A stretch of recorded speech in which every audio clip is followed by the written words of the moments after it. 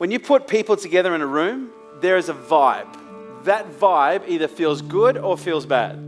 If it feels good, what you're feeling is good culture. If it feels bad, what you're feeling is a bad culture. Now, in a business environment, this is the difference between high performance and low performance. One of the hardest things I had to do in my business, I had to let go of a team member who did that role in my company better than anyone I've ever worked with in the last 16 years. They were the best. And I had to let them go because they didn't fit in the culture.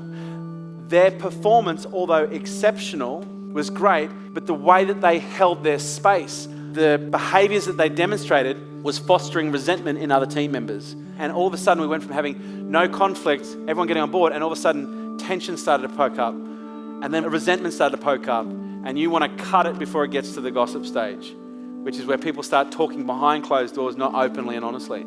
Hardest thing I ever did was have to get rid of someone who was the absolute best at what they did. But I did it to protect the culture.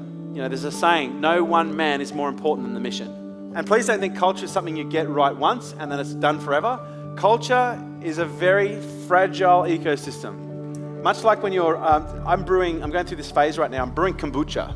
Awesome, right? It's such an incredible thing. But what I've learned through the process of learning how to brew is that cultural environment is so sensitive that all it takes is one fruit fly to get in there and it can spoil a 10-litre batch. One tiny little fucker like this big, right? It gets in your mix, it can fuck up 10 litres. And here's the thing, if you don't check it regularly, you won't even know until it's too late.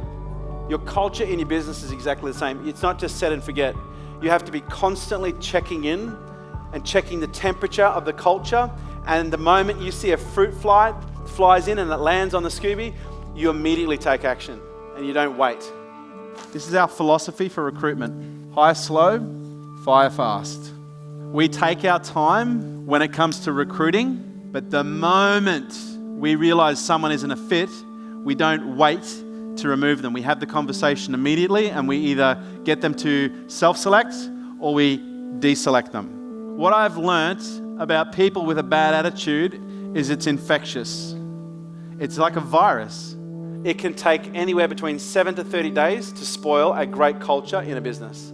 7 to 30 days to take a great culture and turn it on its head. It can happen that fast. And here's what I've learned. There is no person too important in your business that you can't deselect or self-select. Nobody. Fire everyone in your business mentally at least every 6 to 12 months and then ask yourself the question, would I hire them back?